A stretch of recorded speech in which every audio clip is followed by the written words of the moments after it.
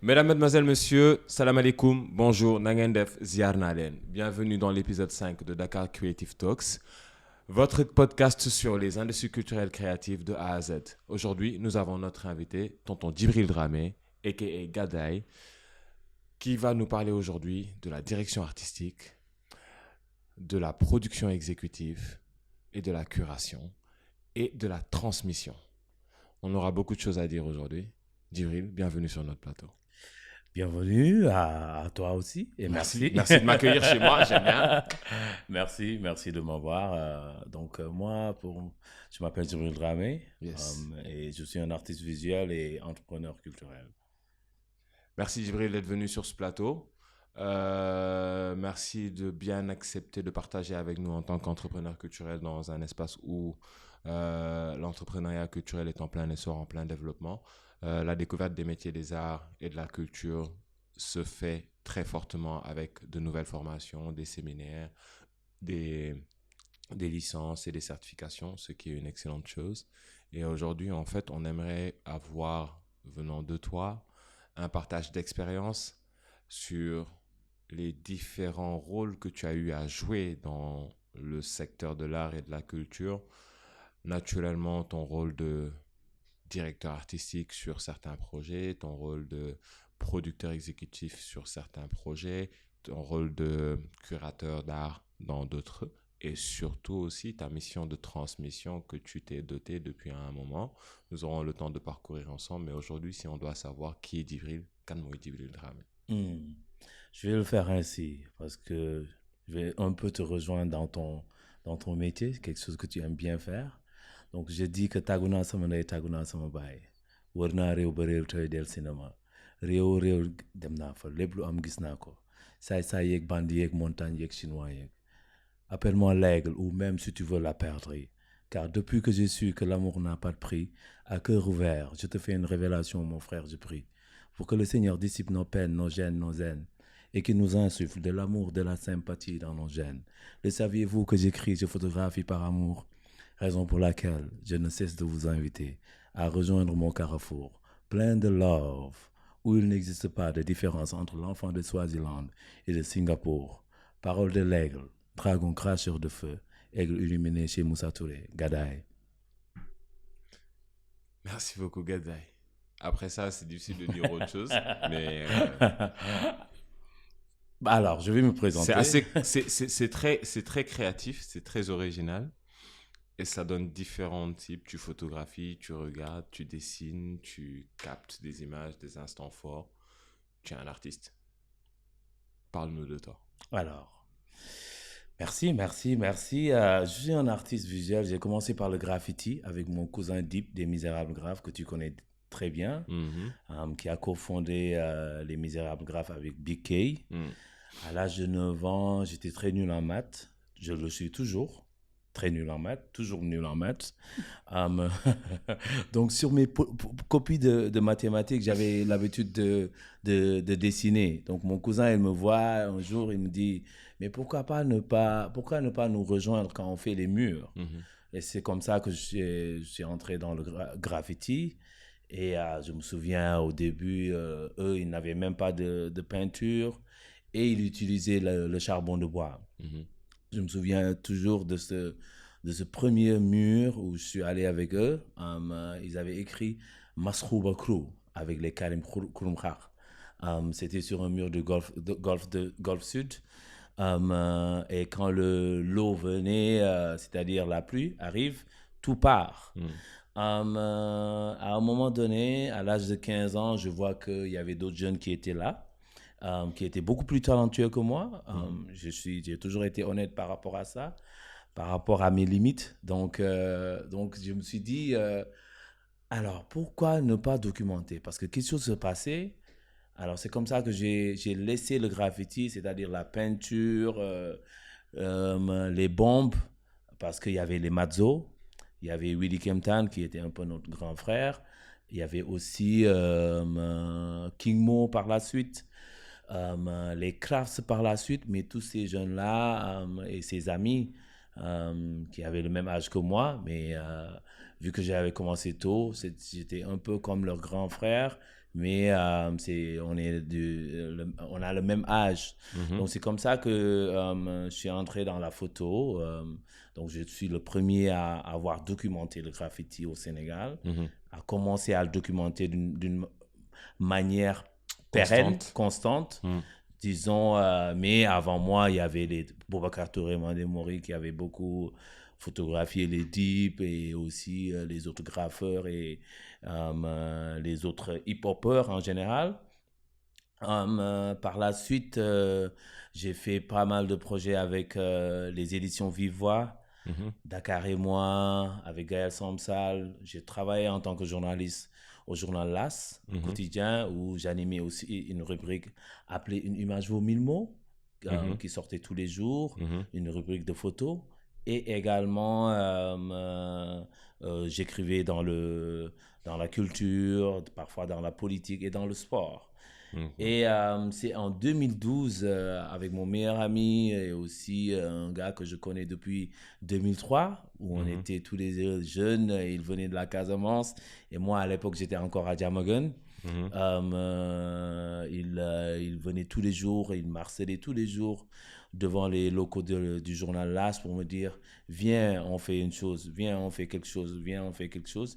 Finalement je me suis décidé d'aller avec lui et on a cofondé DM Media, Djibril et Malik Media, où on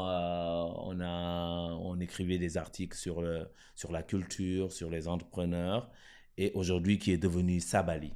Donc, Sabali, que j'ai cofondé avec mon poteau Milkos, qui est beaucoup plus dans le design thinking and strategy, et tout ce qui est creative process et production, c'est moi qui gère. Et dans Sabali, on a pas mal de choses qu'on fait. Donc, aussi, j'ai travaillé avec le gouvernement sénégalais, avec un certain Abdoulaye Diouf Sarr, où j'étais assistant en com, et également, c'est moi qui faisais toutes les photos de Diouf Sarr entre 2013 jusqu'à 2015.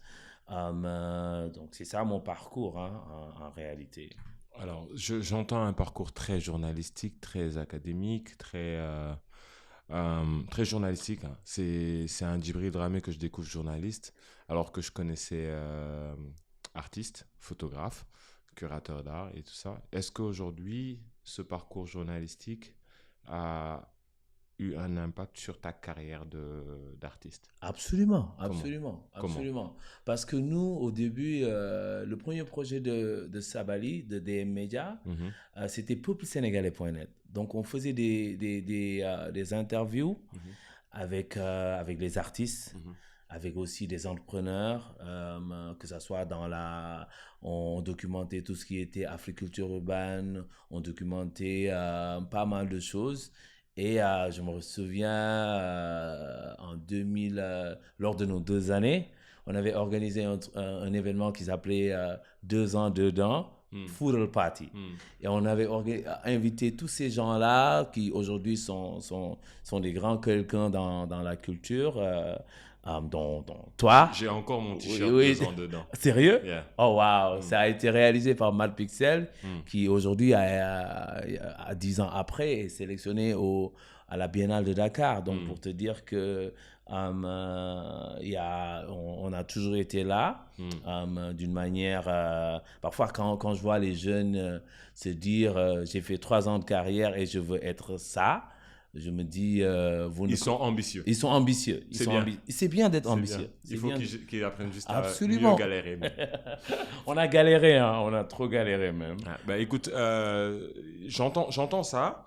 Et donc, je sens une transition qui s'est faite d'une carrière journalistique à une carrière artistique. Non, je dirais pas ça. Non? Ok. Je dirais pas ça. J'ai toujours été artiste. Ok. J'ai toujours été artiste parce qu'à l'âge de 9 ans déjà, j'avais commencé à gribouiller. Ok. Mais je pense que la carrière journalistique a eu un poids sur la carrière artistique. D'accord. Pas seulement moi, mais aussi mon ami Milkos, qui aujourd'hui aussi développe sa marque. Produit. Et tous ces gens-là qu'on a aujourd'hui, c'est des gens qu'on connaît depuis très longtemps. Donc, on a grandi avec eux ensemble, quoi. Ok. Ouais. Donc, aujourd'hui, maintenant après l'évolution de Djibril Dramé vers comment s'appelle le journal Peuple-sénégalais.net. Sénégalais.net, c'est ça. Ouais. Après Peuple-sénégalais.net, qu'est-ce qui a insufflé la carrière de curateur d'art ou quoi? Alors, pour la carrière de curateur d'art, Ouais. d'ailleurs, c'est Elle est ma... passée par quoi? Parce que moi, j'ai vu des expos photos de Djibril Dramé, puis après, j'ai entendu Djibril Dramé, Ent- curateur d'art. Si, si. Alors, Ça passe par quoi? ça c'est passé par, premièrement par ma femme, Mhm, parce que j'étais même pas, quand elle l'a fait, quand elle m'a, parce que c'était un appel à candidature mhm, du Raw Material Company mhm, en 2016, mhm, et elle postule pour moi. mhm, Qui connaît les hip-hoppers ou bien les gens qui sont nés dans la banlieue, c'est des mhm, réfractaires, des éternels mhm, fighters. Donc mhm, moi, j'étais même pas pour. mhm, Mais je pense que c'est la première, disons que c'était l'étincelle. mhm, J'ai été sélectionné parmi tant d'autres. mhm, J'étais avec Ami Sall qui tient sous nos journal, Tyler Ulrich qui aujourd'hui est la commissaire du CAM, du musée de African Art de Californie, mhm. et pas mal d'autres jeunes qui aujourd'hui travaillent avec Koyoko au ZID Mocha. Donc, c'est passé par une formation. C'est passé par une formation avec le Raw Material Company et ICI, International Curators Independent. Hmm. Ouais, Ok. ouais. So, tu es passé de curateur à photographe ou tu as été photographe avant curateur?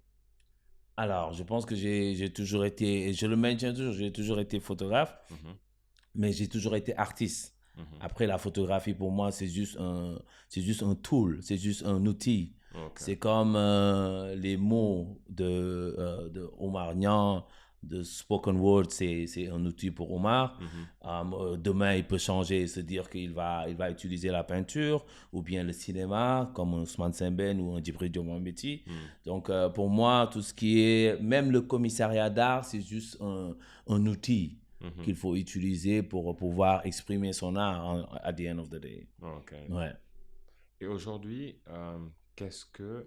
Alors, juste en rappel, on a eu à parler de la curation d'art il y a de cela quelques jours avec Ndaye Filigé de l'agence Moutout, de Moutout Agency.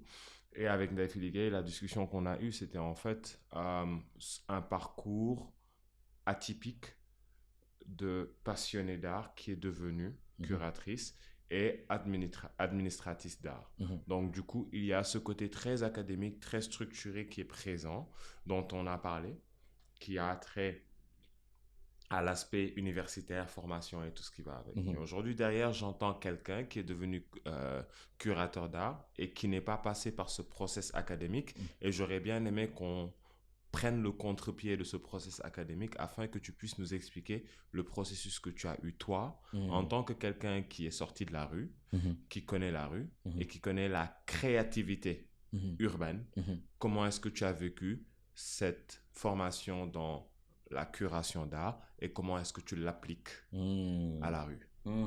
Ça, c'est une excellente question. Moi, je pense que le monde de l'art, déjà, c'est très compliqué. Mhm, Il y a beaucoup de, comment on appelle ça encore, de légitimité, etc., etc., etc. mhm, Et souvent, nous, en tant qu'Africains, ou bien en tant que Sénégalais, on n'est pas là-bas quand on parle de ça, quand on parle de légitimité, ou bien des choses comme, par exemple, organiser une exposition, être commissaire d'art, etc., etc. À part il y en a quelqu'un que je connais qui sont passés soit par le raw material comme moi, ou bien qui sont passés par les grandes écoles comme Fatima Si, qui est l'actuelle directrice du raw material. Moi, je pense qu'il est important que dans ces débats-là d'idées et aussi ces débats-là d'intellectuels, que tout le monde s'y retrouve. Parce que moi, j'ai été témoin, comme Docta a été témoin, c'est-à-dire le changement de Dakar, l'architecture, etc. Et aujourd'hui, si on parle de commissariat d'art, moi, je pense qu'il est important que les gens qui sont comme moi, qui ont eu disons, une carrière qui est différente de ces académies-là, de ces académiciens, mhm, qu'on puisse avoir notre mot à dire. Et moi, j'ai toujours Moi, j'ai toujours prôné, disons, s'affirmer dans la négation. Moi, je me suis toujours affirmé dans la négation. Et je pense que si on veut que ça change, si on veut qu'il y ait une évolution, surtout même dans les écrits, même dans l'approche, même dans les résultats, il va falloir que dans ces débats-là, que par exemple, moi, j'aimerais bien voir un ancien rappeur devenir, je ne sais pas, commissaire pour gérer les expos dans le hip-hop. Moi, en tant qu'ancien graffeur ou ancien, disons, hip-hopper, je suis toujours hip-hopper parce que on finit jamais avec le hip-hop. Mon approche et ma pratique en tant que commissaire, c'est vraiment l'art pour tout le monde.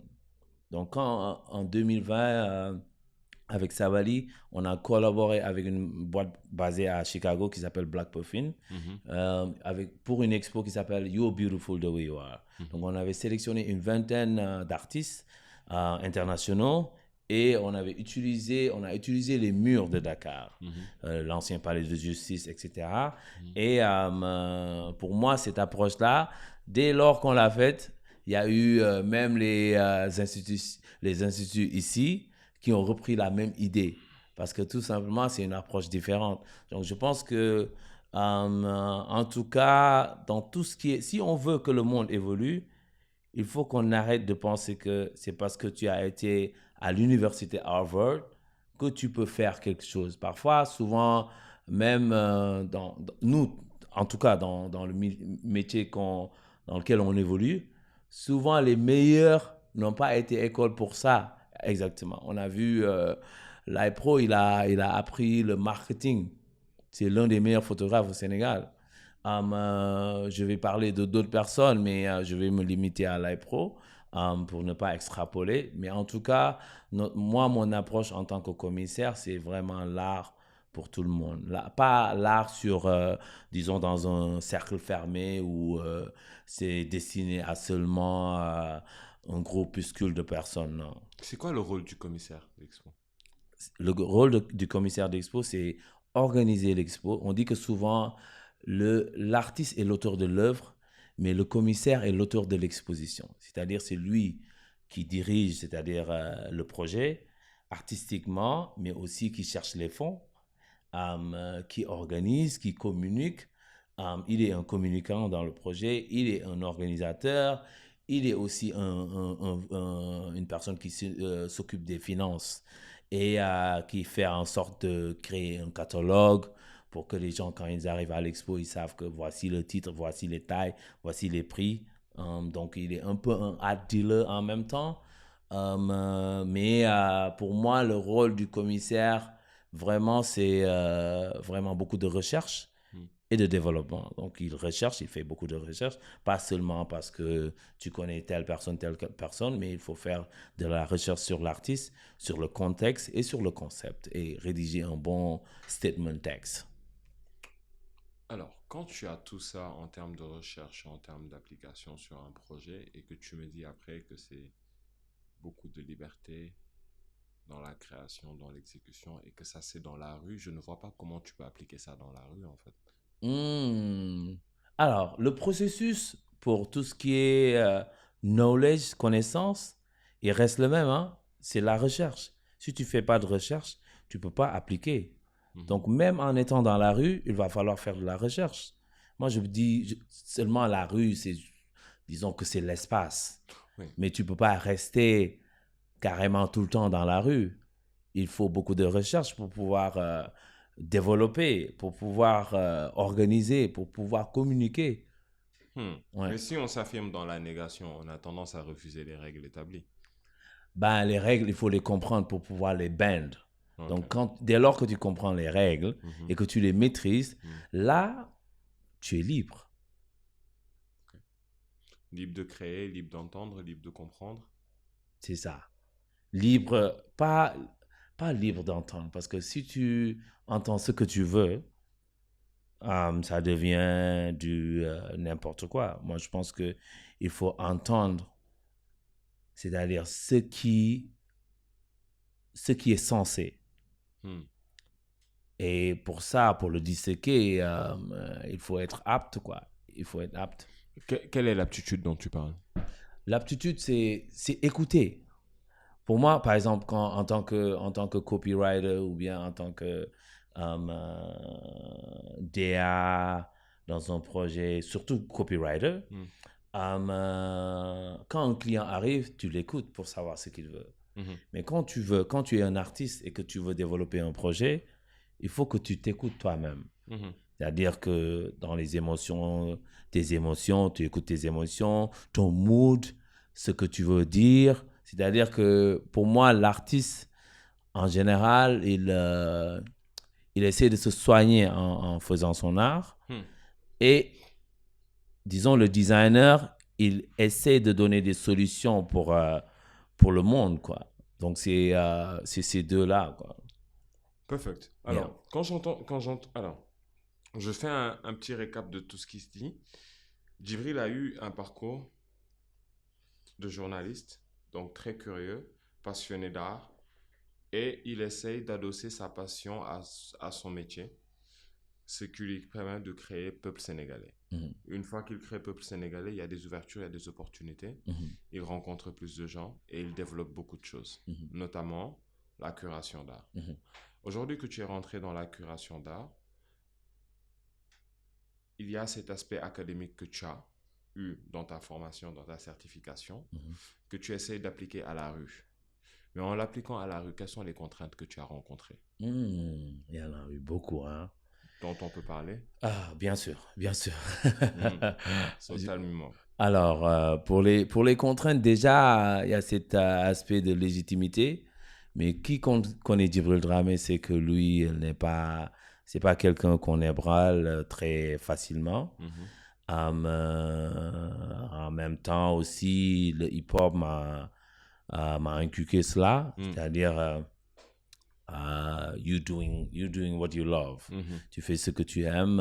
Et les contraintes aussi, c'est tout le monde connaît la rue, comment c'est difficile pour poser quelque chose, etc., etc. C'est par rapport aux idées, par rapport aux gens aussi. Les idées du curateur. Les idées du curateur, mais aussi les idées du public. D'accord. Parce que qui connaît...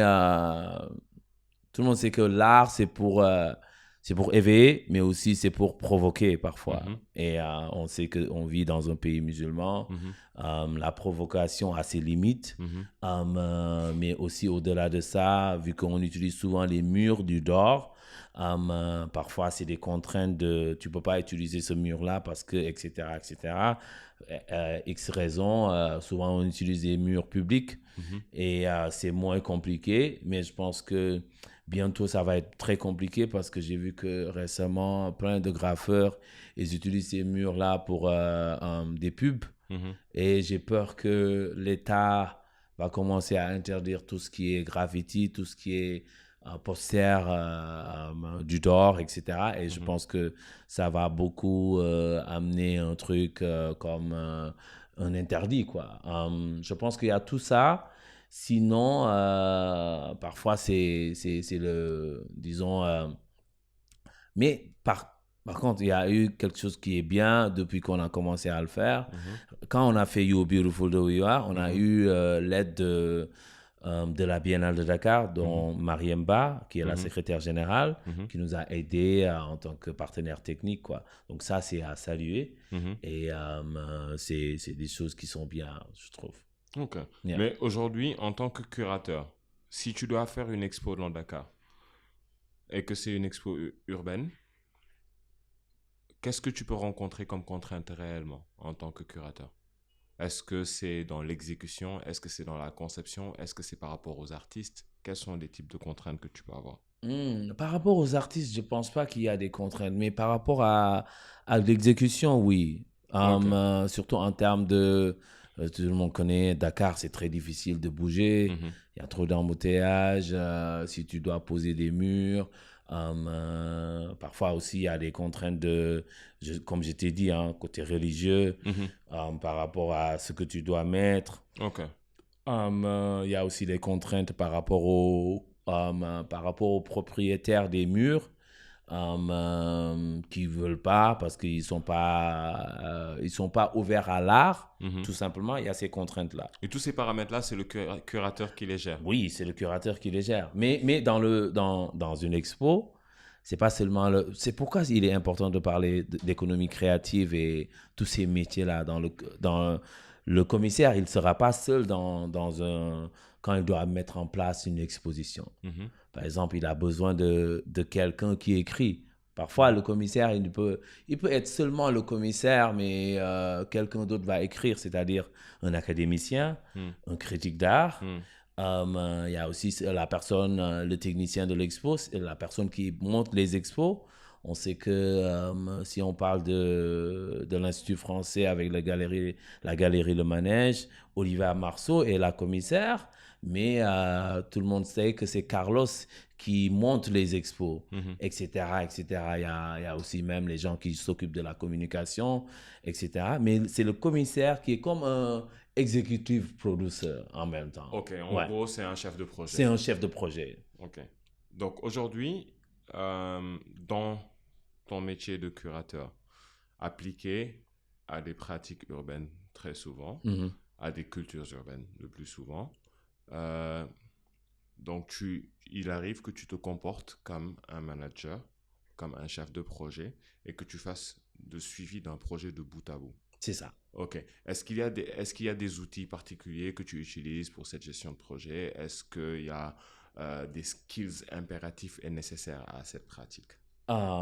Déjà, merci pour ça. Je pense que c'est très important comment tu l'as disséqué pour que les gens comprennent. Déjà, il faut savoir écouter. Hein. Comme j'ai dit, hein, l'écoute est primordial dans le métier créatif, d'un créatif. Déjà, il faut avoir l'aptitude de comment écouter, comment disséquer des informations et comment écrire au minimum, c'est-à-dire savoir un peu écrire. Je ne demande pas d'être Molière ou qui que ce soit, ou Senghor, mais aussi il faut savoir comment avoir une intelligence émotionnelle au-dessus de la majorité. Ok. Parce qu'il s'agit d'interagir avec des artistes. Il faudra les écouter. Il ne faudra pas être sur les nerfs. Et aussi, il faudra savoir comment vendre, c'est-à-dire des trucs comme des aptitudes commerciales. Et la plupart du temps, les commissaires, ils utilisent soit Word, Excel, Canva, comme tous les créatifs, la majorité des créatifs, quoi. Mais quand je t'entends dire ça, j'ai l'impression que c'est un tout nouveau métier en fait qui est en découverte. Ouais, en quelque sorte, En tout cas, au Sénégal. Au Sénégal, oui. Au Sénégal, oui. Peut-être qu'ailleurs, ça a existé depuis longtemps, ça a été fait dans des pratiques, dans d'autres espaces. J'imagine que c'est eux qui conçoivent des idées. Ils peuvent même concevoir tout un programme pour une galerie, pour une maison d'art ou whatever. Mais ici, au Sénégal, je pense qu'on n'en était pas encore à ce concept parce que c'était des métiers qui n'étaient pas bien connus et qu'aujourd'hui, c'est des gens qu'on découvre, right? Absolument, absolument. Okay. Est-ce que ces gens-là, aujourd'hui, dans leur métier, d'accord, ils ont l'impératif de réfléchir un projet annuel pour l'artiste ou est-ce qu'ils sont juste là pour du cas par cas? Est-ce que it's a one-way thing? Like, I would like to know. Par exemple, nous, dans notre cohorte de 2016, avec le Raw Material et ICI, où j'ai eu l'occasion de rencontrer Joe Wakam à l'époque. On était parti le voir avec Koyo Kuro et autres. Tous ces gens-là, aujourd'hui, il y en a qui sont des commissaires pour des musées. Il y en a qui sont devenus des commissaires indépendants comme moi. C'est des cas par cas. Mais une certaine Tyler Harwich, elle est dans un musée, le musée de Cam à Los Angeles, où elle est commissaire, disons, permanente. Okay. Et elle travaille sur des projets, disons, annuels, quoi. Elle établit des projets, elle dit, OK, je veux cet artiste-là à partir de janvier à mars, etc. Je veux faire un commissariat disons, des films africains, etc. et il cherche un peu pour concevoir ce projet. Il y a aussi Ami Sall. Je pense que Ami, elle est plutôt indépendante comme moi. Elle a aussi sa plateforme sous nos journaux. Sinon, il y a aussi Joseph, qui est l'assistante qui a fait notre formation et qui est l'assistante de Koyokuro au niveau du ZMOCA. Ces gens-là, c'est plutôt dans un musée, ils travaillent sur l'année. Il y en a qui travaillent sur, disons, cas par cas, comme moi. Excellent. Donc, Ouais. du coup, je retiens que dans ta formation, tu es quelqu'un qui est très journalistique, très bien structuré, très créatif, qui a de la formation, qui a du bagage, qui a roulé sa bosse et qui connaît un peu l'univers créatif sénégalais, africain, mondial. Et aujourd'hui, c'est ce qui te pousse à te positionner en tant que créatif, mais aussi sur certains projets en tant que directeur artistique. Pas seulement commissaire d'art, mais aussi directeur artistique. Euh, Quel est le lien entre le métier de commissaire d'art et de directeur artistique? Est-ce que c'est seulement sur des expos d'art que tu es directeur artistique ou tu es directeur artistique sur d'autres projets à valeur différente? Ça, c'est une excellente question, ça. Alors, pour moi, le commissaire d'art et le directeur artistique, c'est presque pareil. Là, la finalité, c'est une expo d'art. Et de l'autre côté, la finalité, ça peut être un magazine, comme on a fait avec Natangé, un projet sur lequel tu as été producteur, que tu as dirigé avec brio. Et ce projet-là, j'ai été directeur artistique, donc j'ai dirigé une équipe d'une vingtaine de personnes qui sont directes et indirectes, y compris les modèles. Quand Sabali a gagné le marché, moi j'ai eu l'idée de travailler. Ils m'ont parlé un peu de green fashion, de sustainability. Moi j'ai dit je vais l'appeler Natangé. Je vais l'appeler Natangé et aussi je vais travailler sur deux choses. C'est-à-dire sur la littérature visuelle, ce que j'adore et que je suis passionné. Je vais travailler sur les baïfals, c'est-à-dire les carreaux des baïfals et aussi les carreaux dans les dibiteries au Sénégal. Durant tout le projet, tous les jeunes artistes que j'ai sélectionnés, il n'y a que Sidi Mohamed Kani qui est disons, un peu un vieux briscard. Sinon, les restes, c'est des jeunes comme Mam Diarafal, Talagnan, Bizenga, entre autres, qui ont été dans le projet. C'était un projet où j'ai vraiment travaillé sur ça. Et après, j'ai vu Pharrell Williams, il a piqué notre idée. Avec Louis Vuitton, il a fait des trucs comme des carreaux, mais on a été les premiers. Écoute, je dirais jamais c'est piqué une idée, il s'est inspiré de nous. Il s'est inspiré de Voilà, nous, c'est ça. Mieux. Merci beaucoup. C'est encore Merci mieux. beaucoup. Ok, et dans cette continuité en tant que directeur artistique? Alors, en tant que directeur artistique, c'est vraiment la vision artistique. Mais pour moi, la vision artistique, elle n'est pas personnelle, elle est collective. Donc, peut-être que ça m'a toujours aidé à... I want to know more about that. Comment est-ce qu'une vision, une direction artistique, elle est collective et pas personnelle? Parce qu'il y a un directeur artistique, il n'y a pas des directeurs artistiques, il y a une direction artistique et elle est pensée par le directeur artistique. Donc, à quel point cette réflexion, elle est collective? Dans l'exécution, elle ne peut pas être personnelle. Mais dans la conception, elle est personnelle. Mais dans l'exécution, elle n'est pas personnelle, elle est collective. Okay. Donc, par exemple, quand on a fait le projet Natangé, je suis le leader artistique et rédacteur en chef et tout. Mais il y a eu par exemple, l'affiche, disons le cover. C'est Ibrahim qui est venu avec cette idée-là de prendre cet habit, cet ancien pagne-là qui fait partie d'une collection ancienne d'une dame que Max nous a donné et mettre les bijoux sur la tête de la fille qui a été castée par Ami Faye avec l'agence Ami Faye Agency. Et même dans le processus, parfois, moi je dis juste ce que je veux et dans l'exécution, c'est des idées qui viennent, c'est-à-dire Lena, Lena, la make-up artist, ou bien même Grand Tafa qui venait parfois, qui avait ses idées. Pour moi, toute idée, elle est importante. Toute idée est importante dans un processus créatif. Ouais. Donc aujourd'hui, dans la réflexion, dans la direction artistique, tu as l'idée que tu sors, que tu aimais, que les gens exécutent, et que toi, derrière, en fait, tu commences à... Tu l'accompagnes, tu la suis, qu'est-ce que tu fais? Tu contrôles. Tu contrôles. Tu contrôles, tu accompagnes. Si ça rentre toujours dans cette dynamique primaire, c'est-à-dire primaire, tu laisses passer. Mais quand ça rentre pas dans la dynamique primaire, tu fais dégager, mais d'une manière saine. D'accord. Ouais. Alors, tu as travaillé en direction artistique sur le magazine Natangé et tu as travaillé en direction artistique sur d'autres projets. Et tu suis toute la production. Mais c'est différentes productions. C'est des magazines, c'est des livres, c'est de la mode, c'est... Hein. Et il y a un film sur lequel tu as travaillé aussi. C'était de la direction artistique ou de la production? C'était quoi, le film Khalé? Le film Khalé, c'était de la production créative. D'accord, c'est-à-dire, qu'est-ce que c'est? Alors, dans le film Khalé, moi, j'ai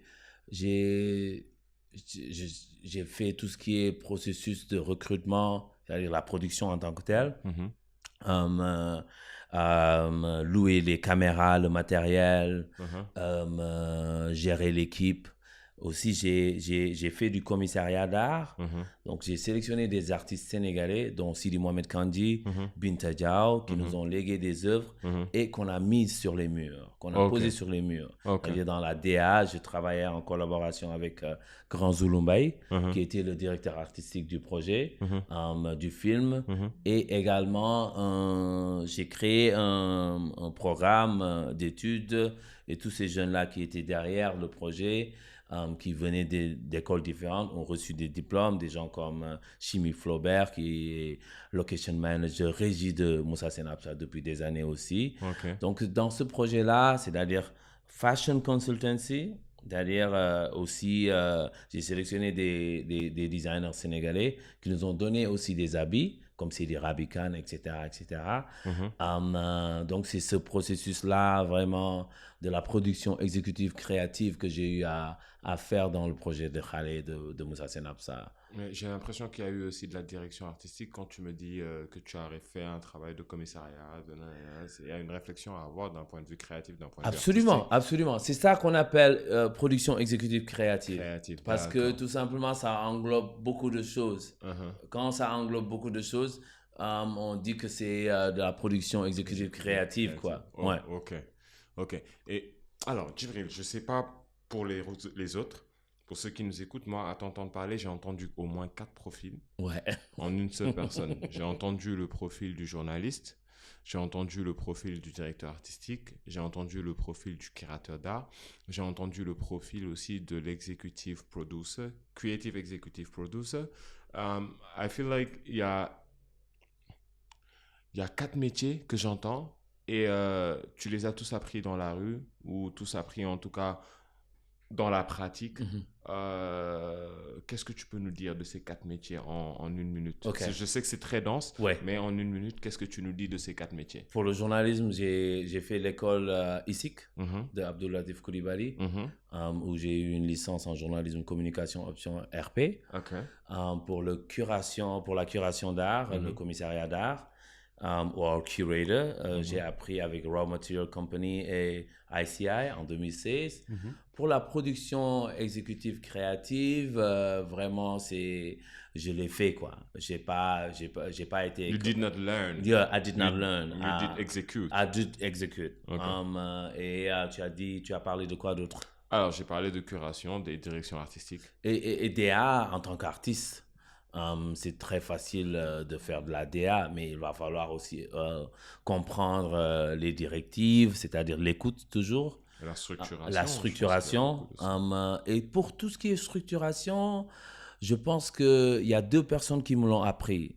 C'est ma femme, Philly, parce que je dis toujours que j'ai été artiste amateur avant Philly. Pour ceux qui ne savent pas, Philly est la directrice ou la fondatrice de l'agence Moutout Agenti avec qui on a fait le dernier épisode sur la curation et l'administration des arts.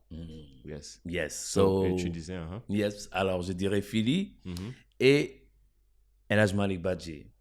El Hadj Malick Badji, with Milkos, qui sera bientôt un de nos invités sur ce plateau, qui est en train de développer sa marque Niofar et qui aujourd'hui fait des capsules de chaussures exceptionnelles. C'est ça. Et plein d'autres produits, mais je me limite aux chaussures pour dire que c'est ma paire de pompes préférée. Nice. Moi aussi. Yeah. Moi aussi. Donc, c'est avec lui que j'ai cofondé Sabali. Donc, ces deux personnes-là m'ont beaucoup aidé parce que j'ai toujours été créatif, toujours hyperactive. Et tout le monde sait que quand tu es hyperactive, tu as tendance à parfois oublier ou bien même te structurer. Donc, il m'a beaucoup aidé dans ça, même à ne rien dire, à ne rien dire, à juste le voir. Donc, aussi la patience. Quand aujourd'hui Sabali est appelé, la boîte s'appelle Sabali parce que c'est la patience. Patience is key for me. Oh, for sure. I like that sentence. Patience is key for me. I love that one. I will keep that one for me. Djibril, j'entends 4 métiers encore. Qu'est-ce que tu conseilles aux jeunes qui voudraient pratiquer ces métiers? Aux professionnels de ce métier, je dis plus aux jeunes, aux professionnels de ce métier, qu'est-ce que tu leur conseilles? Déjà, moi, je pense que quand tu as envie de faire quelque chose, il faut le faire, mais il faut aller apprendre. Okay. Ouais. Learn. Okay. Yep. Knowledge okay. Is everything. Is everything. Can we learn by doing? We can learn by doing. Is that your suggestion? I think it's my suggestion, but you have to go to the books, back to the books. Back to the books. Back to the books and back to where they teach. Okay. Yeah. Bien reçu, bien entendu. Je me suis permis de break the rules. I speak in English. Even if my English is not the best one, I did allow myself. Djibril, merci de ton temps. Merci de cet échange.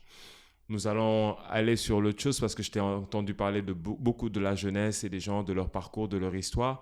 Et je t'ai entendu parler de beaucoup de gens que tu as ramenés dans la création.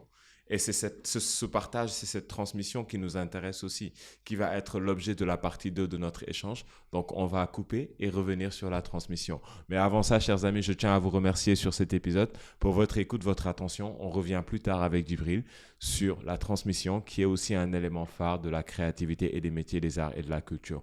Nous vous donnons un prochain rendez-vous dans le prochain épisode de Dakar Creative Talks. En attendant, have a good coffee, break the rules. Salam alaikum.